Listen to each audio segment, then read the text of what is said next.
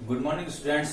Next अपना जो topic है वो टॉपिक चल रहा था घात एवं घातांक। उसमें उदाहरण नंबर 3 जो है वो आपको कह रहा है कि 4 की घात -3 को 2 की घात के रूप में लिखिए। 4 की घात -3 को 2 की घात के रूप में लिखिए। तो आपको दे रखा है 4 की घात -3। 4 का 2 में आपने अभाज्य गुणनखंड किया तो आया 2 गुणा 2 और उसकी घात क्या चलती है साथ में -3। 2 गुणा 2 का मतलब 2 की पावर 2 और उसकी घात क्या चलती है साथ में -3। अब देखो ये वही आ गया a की पावर m गुणा n, a की पावर m गुणा n। तो 2 गुणा -3 2 की घात -6। तो ये 2 की घात की -2 की घात के रूप में आपके पास आ गया है। अब अगला उदाहरण देखते हैं, उदाहरण नंबर 4।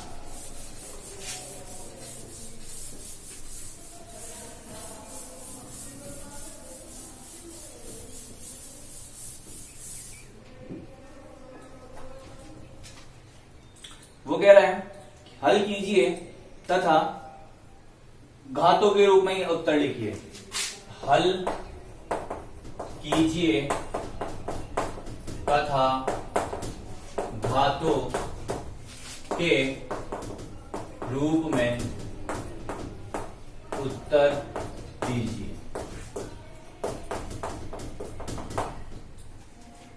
पहले तो उनको हल करो, सॉल्व करो और घात के रूप में, मतलब उत्तर आपको सॉल्व नहीं करना है, घात के रूप में लिखना है। जैसे इसमें पहला है 2 की घात 5 बटे 2 की घात 8 और इसकी भी घात आपके पास है 5 गुणा 2 की घात -5। ठीक है, तो देखो ये दोनों आधार समान, भाग में घातें घट जाएंगी, माइनस हो जाएंगी। तो इधर 2 की घात 5 -8 और उसकी भी घात क्या चल रही है 5 गुणा 2 की घात -5।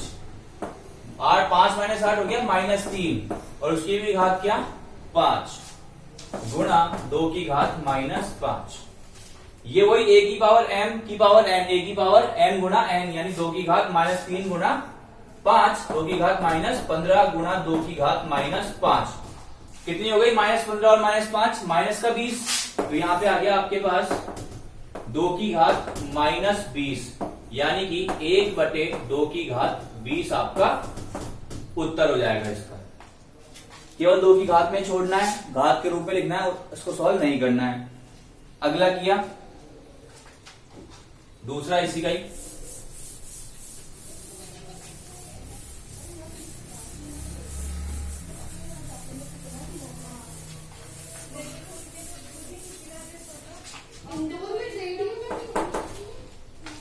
देखिए दूसरा प्रश्न बोल रहा है -4 की घात -3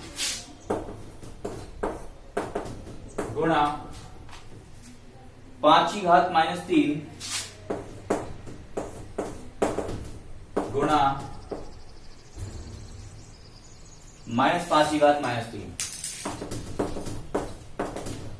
अब इसमें आपके पास एक गुणधर्म लग रहा है कि अगर a की घात m गुणा b की घात m हो, घात समान हो, तो आप कर सकते हो a गुणा b की घात m। तो ये हुआ -4 गुणा 5 गुणा -5 की घात -3। माइनस माइनस प्लस, आंसर आएगा प्लस में। 4 पंजे 20, 20 पंजे 100, ये आया 100 की घात -3। घात को प्लस बनाया 1 बटे 100 की घात 3 आपके पास उत्तर। थर्ड नंबर का है, इसी का उदाहरण बड़े आसान सा उदाहरण है इसके।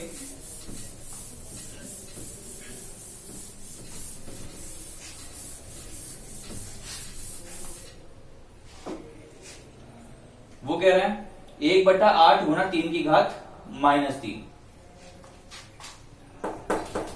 1 बटा 8 गुणा 3 की घात -। देख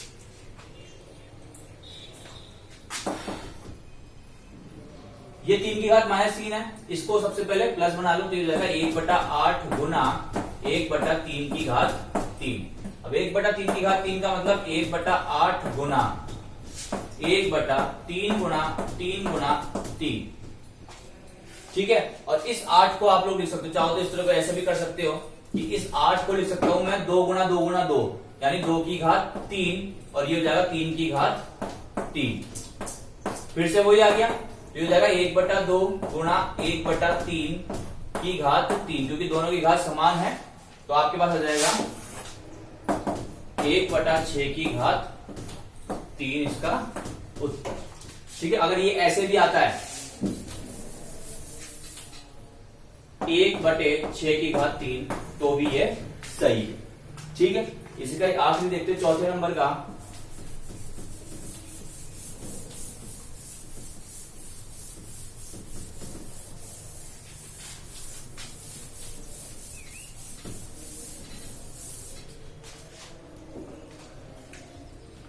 वो कह रहा है -3 की घात 4 गुणा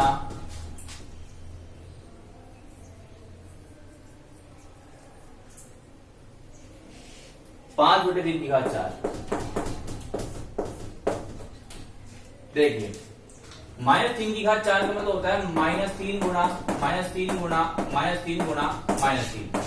इसका मतलब होता है 5/3 गुणा 5/3 गुणा 5/3 गुणा 5/3।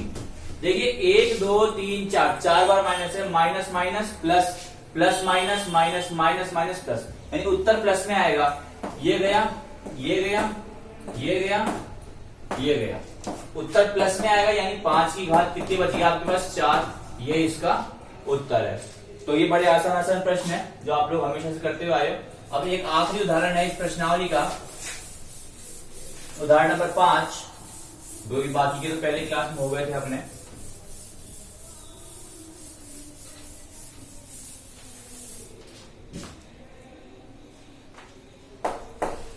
m का मान ज्ञात कीजिए। किसमें करना है? -3 की घात m+1 बराबर -3 की घात m+1 गुणा -3 की घात 5 बराबर -3 की घात 7। तो देखिए पहले बराबर से इधर इसको अपन हल करते हैं तो ये आपके पास आएगा -3 की घात m+1, दोनों गुणा में है, आधार समान है, घातें जुड़ जाएंगी, तो m+1 + 5 बराबर -3 की घात 7। अब इसके बाद -3 की घात m 1 + 5 6 बराबर -3 की घात 7। आधार समान है, बराबर में है, तो इसका मतलब घातें भी बराबर होनी चाहिए। अगर मैं ऐसे लिखूं कि 2 की घात 3 बराबर 2 की घात 3 तो ही इसको सही माना जाएगा। इसको सही तो मान नहीं सकते, 2 की घात 3 बराबर 2 की घात 2, ये तो सही किसी भी एंगल से नहीं हो रहा। क्यों? क्योंकि अगर आपके पास यहाँ पे आधार समान है तो घातें भी समान होनी चाहिए, तभी बराबर होंगे। तो यहाँ पे भी ये कह रहा है कि ये बराबर है, तो आधार समान है तो घातें भी क्या होनी चाहिए? समान होनी चाहिए। यानी मैं कह सकता हूं कि m+6 का मान 7 के बराबर होना चाहिए। तो मैं लिखूंगा क्या? यदि आधार समान है तो घातें भी समान होंगी,